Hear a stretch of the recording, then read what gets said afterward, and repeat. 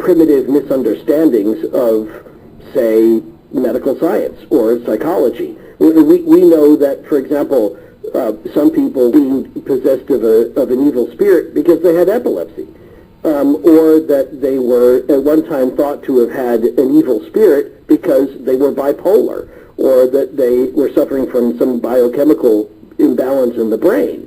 And so we know, see, those people weren't, looking back on it now, we know, those people were probably categorized as having a demon when they were actually just suffering from some disease which we can either cure or we can control. Reasons why I'm assuming the Catholic Church also sends people to doctors long before they start to do an actual exorcism.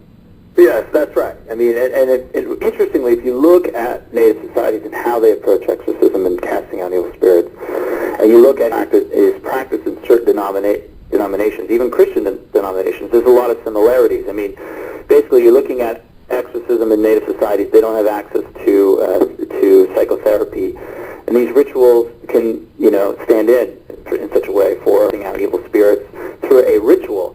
And I would characterize a lot of exorcisms that are going on, even in the Christian world, as not being in the context of what the Catholic Church looks at as being, or these exorcists that I talk being demonic possession, as really being a demonic possession. It's more, a person could be suffering from a problem, and they could go to a person to have healing prayer and all these kind of things. It doesn't have to be a supernatural phenomena. In fact, and the person will get better. I mean, it's a real recognized mechanism for why that happens, and it's used in other scientific and medical treatments as well. Something called reattribution, which is you're going into a situation, you're not the problem. You're not the reason that you're sinning. You're not the reason that you're an alcoholic or whatever it is. It's the demon, and the demon is the spirit of alcoholism, and we're going to cast it out, and you're going to be free of this influence. And then they perform the ritual, and there's a scientific sexual benefit to that ritual, and the person will feel a genuine sense of healing. Now, over that, of course, we can look at the studies that show that prayer works, and the benefits of prayer, and the benefits of feeling connected to a higher power, to a source of good, that this other individual standing across from you is praying on your behalf, and why that's going to help you. So we can go into those rituals and we can see, okay, well, the person maybe completely feel like something went out of them, that they feel better, and they do feel better. But that, in my opinion, exorcism is like when you have these angry voices and the person is levitating and all these strange phenomena happening in the house. It's a very different thing. But it's also similar to what Native societies, are seeing and doing. Exorcists, do the Catholic exorcists consider Native exorcists, or for that matter even Protestant exorcists, as colleagues that are doing equal work?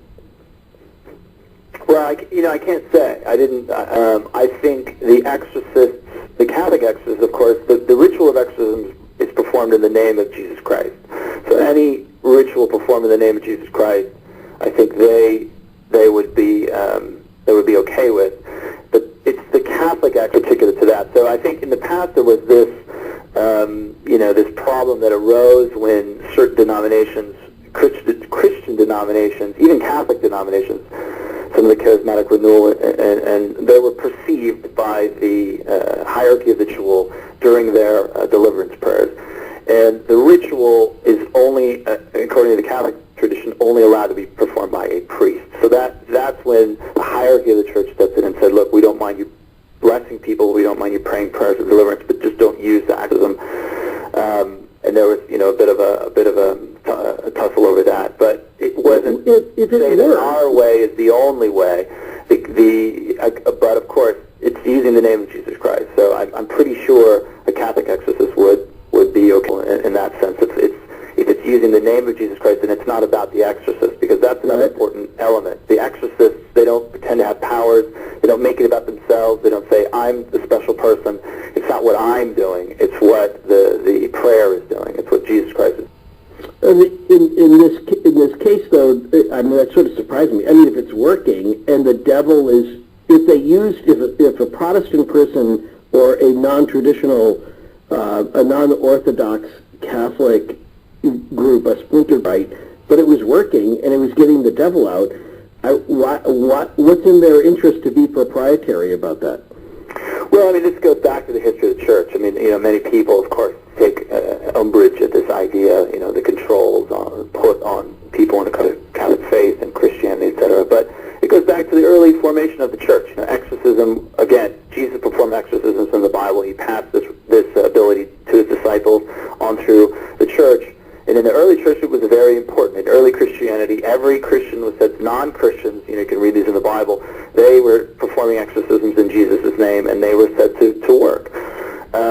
But then things got a little bit out of hand in the early church. People began to abuse the rite of exorcism. They began to put their own rituals into it. Exorcism became more important into the church itself. Baptism. Today, Catholics are baptized. It's a form of exorcism. And in the early church, it became so important that they were appointing exorcists. They wanted the control.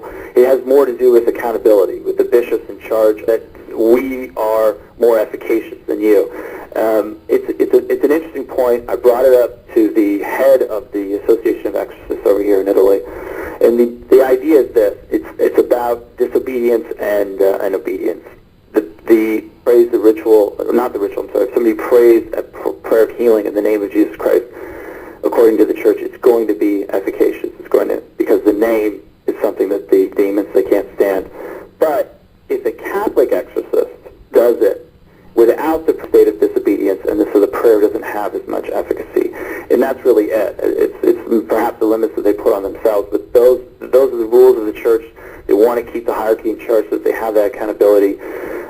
And I think it's a valid point, because really the bishops are trying to believe in science, who want to approach this with skepticism, or who have, the professional approach. They don't want people who just start up their own shop, and go their own way. They want them to be following the ritual, to doing it the way that the church wants it to be done.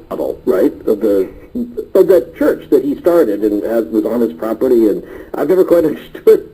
I don't know about that, but yeah, something like that would certainly raise their eyebrows if that happens. But again, it isn't to say that this should be doing it. It's the thinking is that we have this model, and this is the way that our priests have to follow it. And if you're a Catholic, then we would like you to follow this model as well.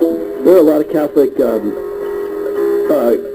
church renegade parishes in the United States that practice the pre-Vatican II Catholicism, and they don't recognize the Pope right now.